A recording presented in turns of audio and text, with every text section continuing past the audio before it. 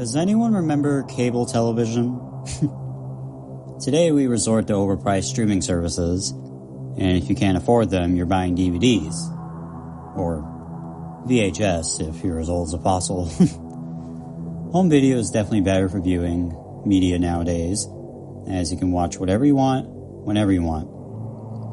I still watch cable television, like a lot of people. I grew up with it, so it's just more convenient for me. As a child, there are some shows that I wasn't allowed to watch, and no, I don't mean I couldn't watch stuff like SpongeBob. I wasn't that restricted. My parents were usually more strict towards the more mean-spirited ones, like Ed, Edd, and Eddy, as kids in that show were hateful towards one another, and the more edgy and inappropriate shows in general. Take what's found on Adult Swim, for example, which is pretty self-explanatory. I admit it's good parenting. It did its job at keeping my mind clean, sometimes at least. Like all kids, my favorite channels to watch were Nickelodeon, Disney, and Cartoon Network.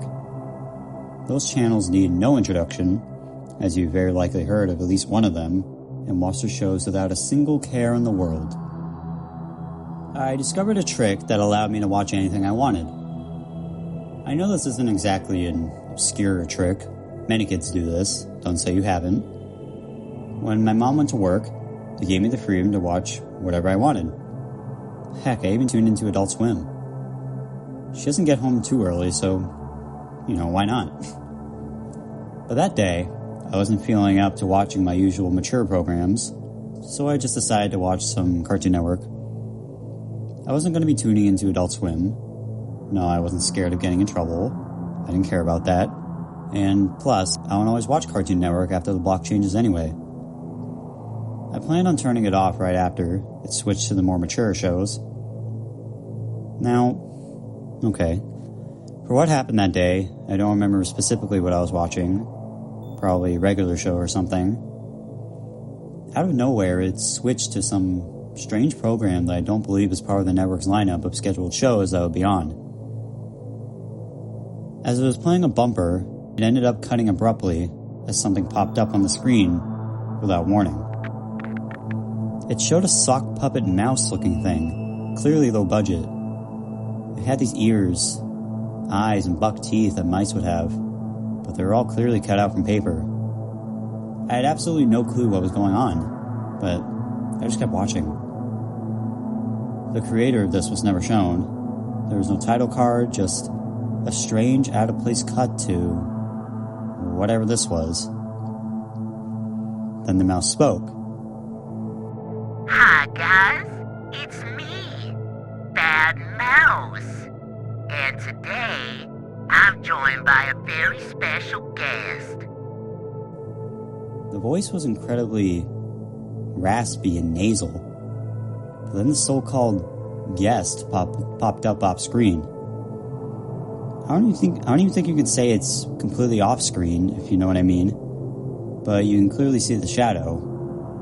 It was just moving up and down as if it were dancing. Bad Mouse continued speaking. I'm sorry, but Bunny couldn't show up today. But I've got someone even better. Come on out. I had no clue what this Bunny character was.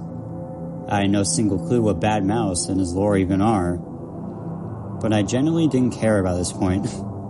I am more confused and just want to finish watching this so I can go back to my shows. But the guest popped up finally after some stalling. It was just a cat-looking character held by a popsicle stick. It had black patches and spots on its body, which implied it was some kind of black and white cat. It had large cheeks and a grin that stretched from cheek to cheek, kind of like the Cheshire Cat from Alice in Wonderland. There was no effort to hide the hand underneath. The hand wasn't even off screen, it was just there. It was hard to tell if it was the same person using Bad Mouse or not. Bad Mouse started introducing this guest of his and said the following line. Meet my friend Sammy. He's here to play with us. Obviously nothing too unusual or frightening had been happening so far. But I'll admit, I've been getting quite uncomfortable with the voice of this Bad Mouse character. The voice kind of gives that uncomfortable vibe of the walrus's voice from Pingu, except the only difference is that the voice doesn't sound like it came from a decrepit old man. The two then proceed to play some cat and mouse. Sammy then proceeded to chase Bad Mouse. They both ran around the screen for a bit, as Bad Mouse is still staring at the audience as he reminded me to never play rough, or accidents may happen. Self-explanatory though, as children need to know this. They can play rough sometimes, so I suppose it's a good lesson.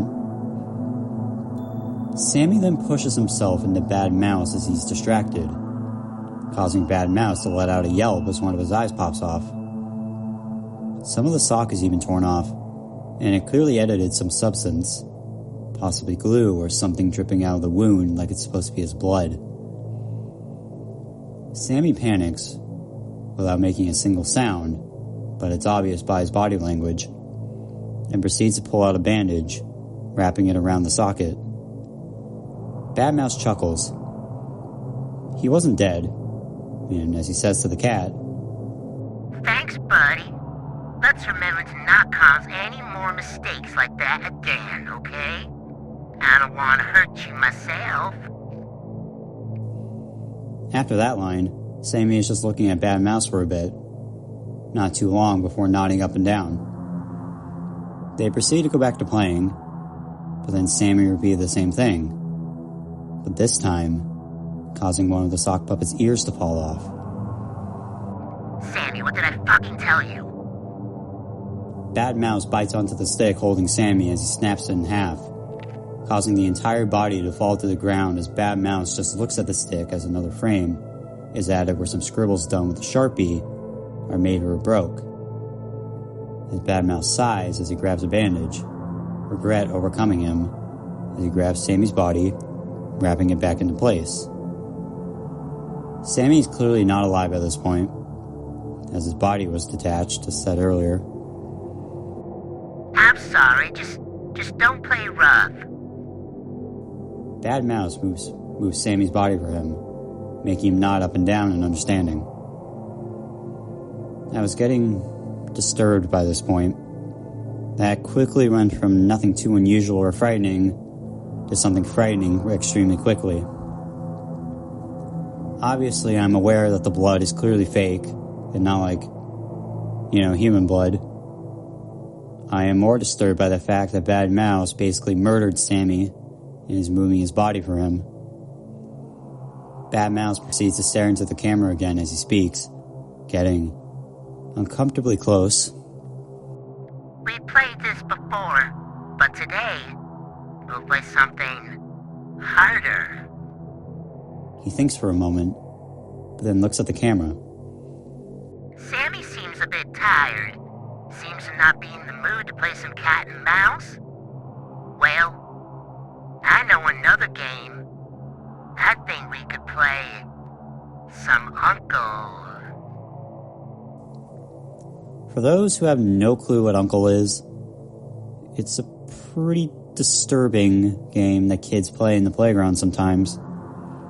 You can look it up, but I think what he may do to Sammy may explain how it works without me even having to describe it. Bad Mouse then proceeded to tear Sammy's ears off, one of them being intact, but with a single tear. Some Sharpie poorly edited into the scene as it increasingly drips out. Another half of the stick is broken off. The same thing happens. He's hoping for Sammy to show any signs of giving up, so that's how the game works. But judging by what happened to him, I think this is just a messed up excuse to just make his condition worse. You must really enjoy this. Bad Mouse lets out a small chuckle as he keeps breaking the stick, but keeps rebuilding him by wrapping even more bandages on him. Bad Mouse moves back a bit, and for a brief second, Sammy was seen twitching as if still alive.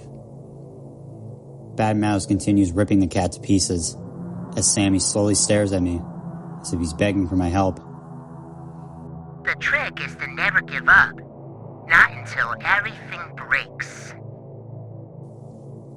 The entire thing was just Bad Mouse ripping Sammy to pieces and rebuilding his corpse.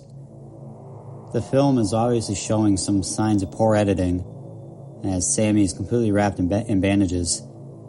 He looks like he's decaying by now, but begins to blink in stop motion. I can't imagine the amount of paper the creator's using to create this monstrosity. Bad Mouse turned at the screen and asked me, the viewer, a question. It was possibly directed to Sammy as well, but he was just staring at me, so I couldn't be sure. As Sammy started to look less like a puppet and more like a mummy. You will play with me next time, right? After that, the broadcast switched back to Cartoon Network. Disturbingly, this ended right when my mom came home, and there seemed to be some audio lag as the last words in a sentence played when the next show was starting. Unfortunately, my mom did catch me and scolded me before making me go back to my room. Let me tell you something. I did learn something that day. Bad Mouse was right. I won't play rough with anyone again. Aftermath. The next morning, I contacted the police about the hijacking. They agreed that they would begin to investigate the incident, and then I later contacted Warner Bros. About the incident. And I gathered some fascinating information on Bad Mouse and the guests featured in this. You see, Bad Mouse was originally a show sent through 3 packages in 2009 to Cartoon Network, alongside other networks like Disney and Nickelodeon. The show was poorly made, with episodes ranging from 1 to 13. It was innocent at first, but they were considered to be vaguely disturbing. It featured 2 characters, Bad Mouse, the character described earlier, and Bunny, which appeared to be a stuffed animal. Some years later, the networks began to experience broadcast hijackings using content from the tapes, lasting as long as 15 minutes to an hour, featuring extremely inappropriate content. To make matters worse, on July 25th, a message seen during what was supposed to be an airing at Mickey Mouse Clubhouse declared that August 12th would be Death Day. When said day arrived, several napalm bombs were detonated by unknown individuals in each of the studios, causing hundreds of injuries, with 115 people dying. The perpetrator remains unknown, but as for the Sammy character, they were created by a man who is currently locked up for unrelated charges, named Richard Turner, for a show that was in the works a long time ago called Sammy the Cat, back when the original Warners were still alive. Due to mental health issues, the project stopped until somewhere in 2019, and even before in 2010, with episodes including a character named Pluggy the Plug-In, a white plug with a crudely drawn smiley face. It recently showed up in 2019, where Sammy the Cat, a stitched up, low-budget white cat with black patches and spots on his body and other features described earlier, was identified as the aforementioned Richard Turner, who murdered a few children, some dying from being ground up or electrocuted by Pluggy, and 1 woman. Before Turner was caught, the perpetrator contacted him, asking if he wanted to ever meet up with him or her to collaborate on Bad Mouse, but received no response.